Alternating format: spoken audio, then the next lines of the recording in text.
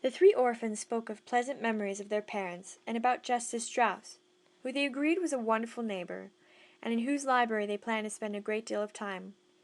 As they talked, they mixed and tasted the chocolate pudding, just as they were placing the pudding in the refrigerator to cool. Violet, Klaus, and Sunny heard a loud booming sound as the front door was flung open, and I'm sure I don't have to tell you who was home. "Orphans!" Count Olaf called out in his scratchy voice. "Where are you, orphans?" "In the kitchen, Count Olaf," Klaus said. "We're just finishing dinner." "You better be," Count Olaf said, and he strode into the kitchen. He gazed at all three Baudelaire children with his shiny, shiny eyes. "My troop is right behind me, and they are very hungry. Where is the roast beef?" "We didn't make any roast beef," Violet said. "We made puttanesca sauce." "What?" Count Olaf asked. "No roast beef?" "You didn't tell us you wanted roast beef," Klaus said. Count Olaf slid towards the children so that he looked even taller than he was. His eyes grew even brighter, and his one eyebrow raised in anger. "In agreeing to adopting you," he said, "I have become your father, and as your father I am not someone to be trifled with.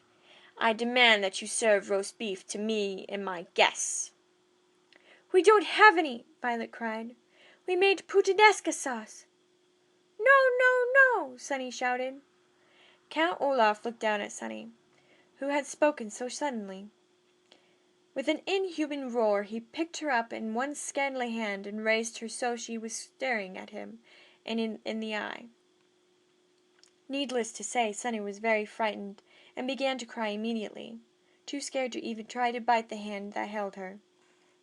"Put her down immediately, you beast!" Klaus shouted. He jumped up, trying to rescue Sunny from the grasp of Count. But he was holding her too high to reach. Count Olaf looked down at Klaus and smiled a terrible, toothy grin, raising the welling Sunny up even higher in the air. He seemed about to drop her to the floor when there was a large burst of laughter in the next room. "Olaf, where's Olaf?" voices called out. Count Olaf paused, still holding the wailing Sunny up in the air, as members of his theater troupe walked into the kitchen. Soon they were crowding the room, an assortment of strange-looking characters, all shapes and sizes. There was a bald man with a very long nose, dressed in a long black robe. There were two women who had bright white powder all over their faces, making them look like ghosts. Behind the women was a man with very long and skinny arms, at the end of which were two hooks instead of hands. There was a person who was extremely fat, and who looked like neither a man nor a woman. And behind that person, standing in the doorway, were an assortment of people the children could not see, but who promised to be just as frightening. "Here you are, Olaf," said one of the white-faced women. "What in the world are you doing?" "I'm just disciplining these orphans," Count Olaf said. "I asked them to make dinner, and they have made it in some disgusting sauce."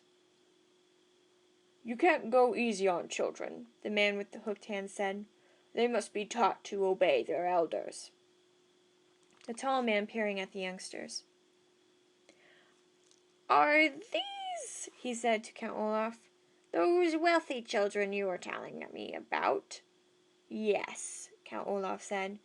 "They are so awful I scarcely stand to touch them." With that he lowered Sunny, who was still wailing, to the floor. Klaus and Violet breathed a sigh of relief that he had not dropped her from the great height. "I don't blame you," said someone in the doorway. Count Olaf, rubbing his hands together as if he had been holding something revolting instead of an infant. "Well, enough talk," he said. "I suppose we'll eat their dinner, even though it is all wrong. Everyone follow me to the dining room, and I will pour us some wine. Perhaps by the time these brats serve us, we will be too drunk to care if it's roast beef or not." "Hurrah!" cried several members of the troupe, and they marched through the kitchen, following Count Olaf into the dining room. Nobody paid a bit of attention to the children, except for the bald man, who stopped and stared Violet in the eye. "You're a pretty one," he said, taking her face into his rough hands. "If I were you, I would try not to anger Count Olaf, or he might wreck that pretty little face of yours."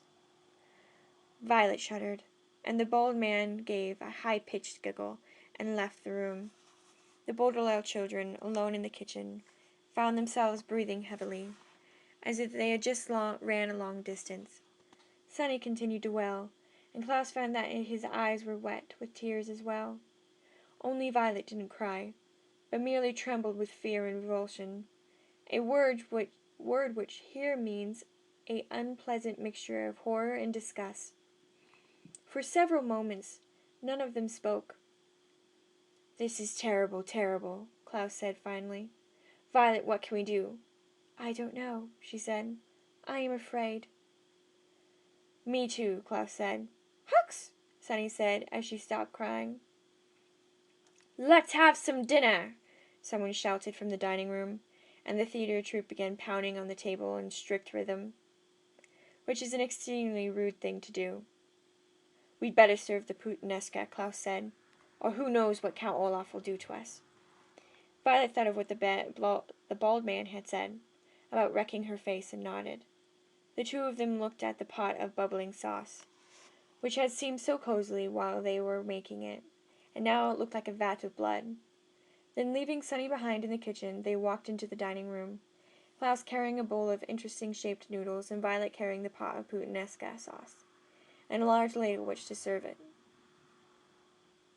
The theater troupe was talking and cackling, drinking again and again from their wine cups, and paying no attention to the Baudelaire orphans, as they circled the table, serving everyone. Violet's right hand ached from holding the heavy ladle.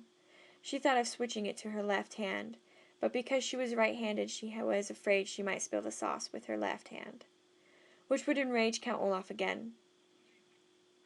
She stared miserably at Olaf's plate of food, and found herself wishing she had bought poison at the market and put it in the puttanesca sauce.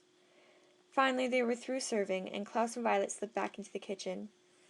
They listened to the wild, rough laughter of Count Olaf and his theater group, and they picked at their own portions of food, too miserable to eat.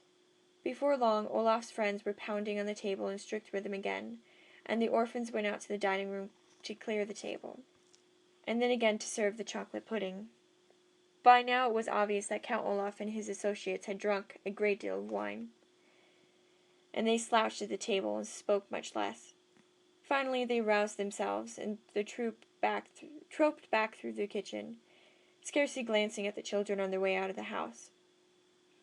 Count Olaf looked around the room, which was filled with dirty dishes.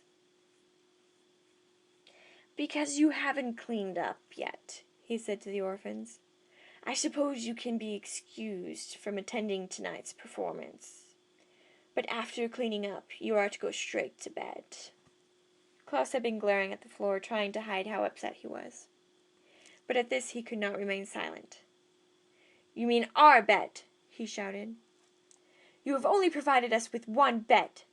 Members of the theater troupe stopped in their tracks at the outburst, and glanced from Klaus to Count Olaf to see what would happen next. Count Olaf raised one eyebrow, and his eyes shone bright, but he spoke calmly. "If you would like another bed," he said, "tomorrow you may go into town and purchase one." "You know perfectly well we haven't any money," Klaus said. "Of course you do," Count Olaf said, and his voice began to get a little louder. "You are the inheritance of an enormous fortune." "That money," Klaus said, remembering Mr. Poe said, "is not to be used until Violet is of age." Count Olaf's face grew very red. For a moment he said nothing. Then in one sudden movement he reached down and struck Klaus across the face. Klaus fell to the floor, his face inches from the eye tattooed on Olaf's ankle. His glasses leaped from his face and skittered into a corner. His left cheek, where Count Olaf had struck him, felt as if it was on fire. The theater troupe laughed, and for a few of them applauded as if Count Olaf had done something very brave instead of something despicable. "Come on, friends," Count Olaf said to his comrades. "We'll be late for our own performance." If I know you, Olaf, said the man with the hook hands, you'll figure out a way to get that Baudelaire money. We'll see, Count Olaf said, but his eyes were shining bright as if he already had an idea. There was another loud boom at the front door, as the front door shut behind Count Olaf and his terrible friends, and the Baudelaire children were again alone in the kitchen. Violet knelt at Klaus's side, giving him a hug to try to make him feel better. Sonny crawled over to his glasses, picked them up, and brought them to him. Klaus began to sob, not so much from the pain, but from the rage at the terrible situation they were in. Violet and Sonny cried with him, and they continued weeping as they washed the dishes, and as they blew out the candles in the dining room, and as they changed out of their clothes and lied down to sleep, and Klaus in the bed, Violet on the floor. Sonny on the little cushion of the curtains. The moonlight shone through the window, and if anyone had looked into the Baudelaire orphan's bedroom, they would have seen three children crying quietly all night long.